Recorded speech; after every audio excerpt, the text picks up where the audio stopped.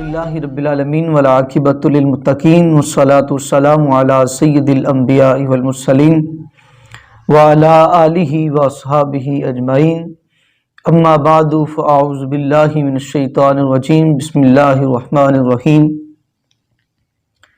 فإن خفتم الا تعدلوا فواحدہ او ما ملکت ایمانکم ذالک ادنی الا تعولوا آمنت باللہ صدق اللہ العظیم۔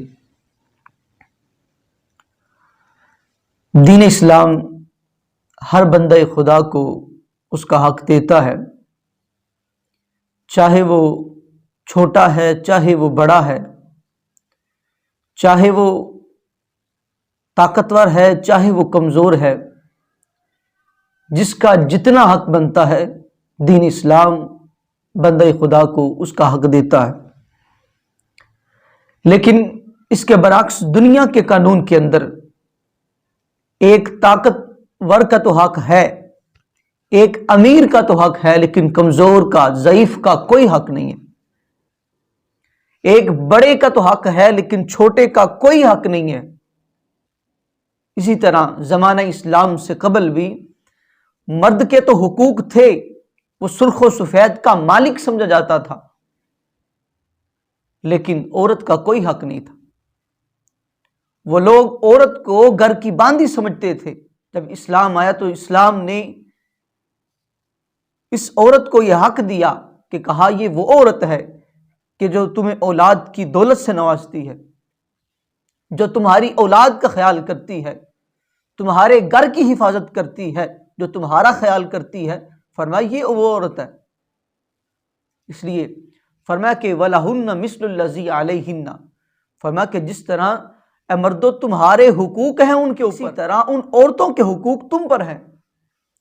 اور پھر ایک مقام پہ فرمایا وَعَاشِرُوهُنَّ بِالْمَعْرُوفِ، فرمایا کہ ان کے ساتھ اچھی طرح جو ہے وہ گزر بسر کرو، یعنی کہ جس طرح تم یہ چاہتے ہو کہ تمہارے ساتھ سلوک کیا جائے، تمہارے ساتھ رویہ رکھا جائے، فرمایا کہ تم ان کے ساتھ رکھو۔ اور پھر نبی کریم علیہ الصلوۃ والسلام نے اس بات پہ ایک بشارت کی نوید سنائی ہے، ایک خوشخبری سنائی ہے۔ نبی کریم علیہ الصلوۃ والسلام نے فرمایا ان اکمل المؤمنین ایمانا واحسنہم خلقا۔ نبی کریم علیہ الصلوۃ والسلام نے ارشاد فرمایا، صحیح بخاری ہے، فرمایا کہ کامل ایمان والا وہ شخص ہے کہ جس کا اخلاق سب سے اعلیٰ ہے، جس کا اخلاق اچھا ہے۔ اور دوسری بات اسی کے ساتھ نبی کریم علیہ الصلوۃ والسلام نے ارشاد فرمایا وَأَلْطَفُهُمْ بِأَهْلِهِ، فرمایا کہ کامل ایمان والا وہ شخص ہے کہ جو اپنے گھر والوں کے لیے سب سے زیادہ مہربان ہے۔ اس کا اخلاق، اس کا حسن سلوک جو ہے وہ سب سے زیادہ اچھا جو ہے وہ اپنے گھر والوں کے لیے ہے۔ نبی کریم علیہ الصلوۃ والسلام نے اس پہ کامل ایمان کی جو ہے وہ خوشخبری سنائی۔ اور پھر یہاں پہ اس بات کو بھی سمجھنا ضروری ہے کہ بہادری یہ نہیں ہے کہ انسان جو ہے وہ عورت کو جھکا دیتا ہے، زیر کر دیتا ہے، دبا دیتا ہے۔ بہادری یہ ہے کہ اس کے ساتھ حسن سلوک کر کے دکھاتا ہے۔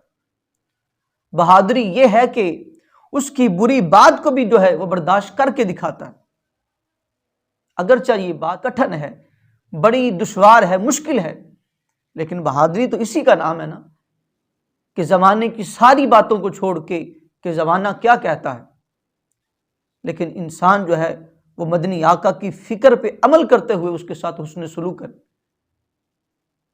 تو یہ بہادری۔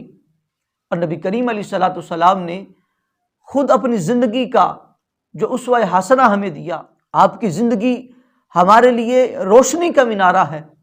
نبی کریم علیہ الصلوۃ والسلام نے ارشاد فرمایا خیرکم خیرکم لأہلی، فرمایا تم میں سے بہترین وہ ہے کہ جو اپنے گھر والوں کے لیے بہتر، وَأَنَا خَيْرُكُمْ لِأَهْلِي، اور فرمایا تم میں سے بہترین میں ہوں اس لیے کہ میں اپنے گھر والوں کے لیے بہتر ہوں۔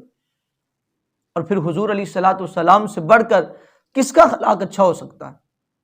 حضور علیہ الصلوۃ والسلام سے بڑھ کر کس کا حسن سلوک ارفع و اعلیٰ ہو سکتا ہے؟ نبی کریم علیہ الصلوۃ والسلام کے اخلاق کا، حسن سلوک کا تو عالم یہ تھا۔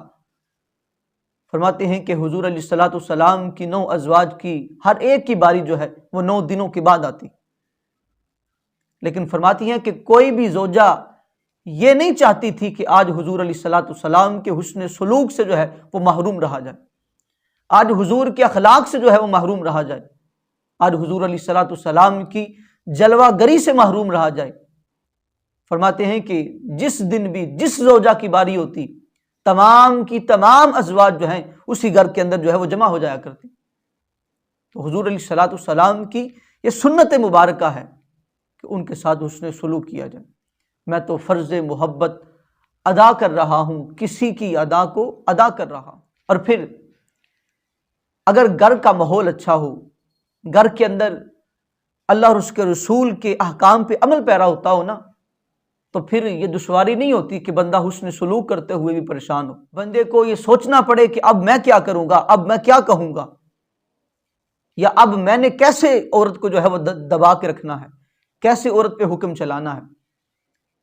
کیوں؟ اس لیے کہ قرآن مجید کے اندر آتا ہے فالصالحات قانتات حافظات للغیب، فرمایا کہ نیک عورتیں جو ہوتی ہیں، فرمایا کہ قانتات وہی تابعدار ہوتی ہیں۔ اسی لیے کہا جاتا ہے نا کہ اگر ہم اپنے آپ کو اللہ اور اس کے رسول کے تابع کر لیں تو وہ اللہ رب العزت کی ذات، وہ محبوب مکرم صلی اللہ علیہ وسلم کی ذات جو ہے ساری کائنات کو ہمارے لیے جو ہے وہ تابع کر دیتی۔